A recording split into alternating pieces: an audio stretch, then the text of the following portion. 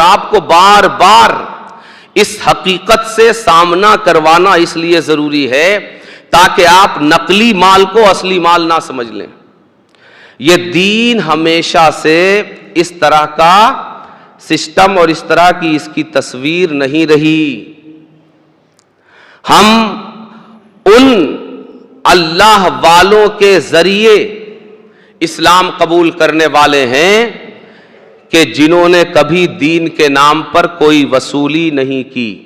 آج یہ رواج بن گیا نا کہ آپ جب بھی آپ کے ذہن میں یہ بات آتی ہے کہ دین کی کوئی بات کروانا ہے کسی سے، تو آپ کے ذہن میں فوراً یہ آتا ہے کہ اسے پے کتنا کرنا پڑے گا۔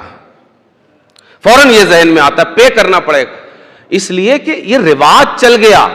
تو یہ بات بار بار آپ کو یاد دلانا اس لیے ضروری ہے کہ دین کی یہ سچویشن اور یہ تصویر ہمیشہ سے ایسی نہیں تھی۔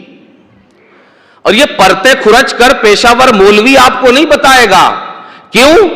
وہ تو اس حمام میں ننگا ہے، وہ بھی تو یہی بزنس کر رہا ہے، وہ بتائے گا کیسے؟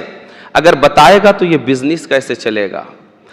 اس حقیقت کو بے نقاب کرنا یہ بہت بنیادی ضرورت ہے تاکہ کہیں تو حقیقت کی روشنی برقرار رہے، کہیں ہماری نسلیں، کبھی اگر ہماری نسلوں کا مستقبل میں ان کی آنکھیں کھلے تو ان کو یہ یاد رہے کہ دین کی یہ تصویر پرانی نہیں بلکہ نئی ہے، دین کی حقیقی تصویر نہیں نقلی تصویر ہے۔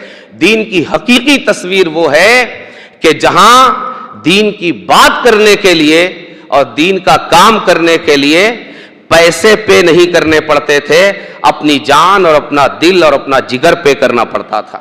اور دین کی باتیں کرنے والے اپنا سب کچھ اپنی ہتھیلیوں پہ لے کر اللہ کے لیے چلتے تھے اور رب کی رضا کو چراغ راہ بنا کر لوگوں کی تعلیم اور تربیت اور دین کی خدمت کے لیے اقدامات کیا کرتے تھے۔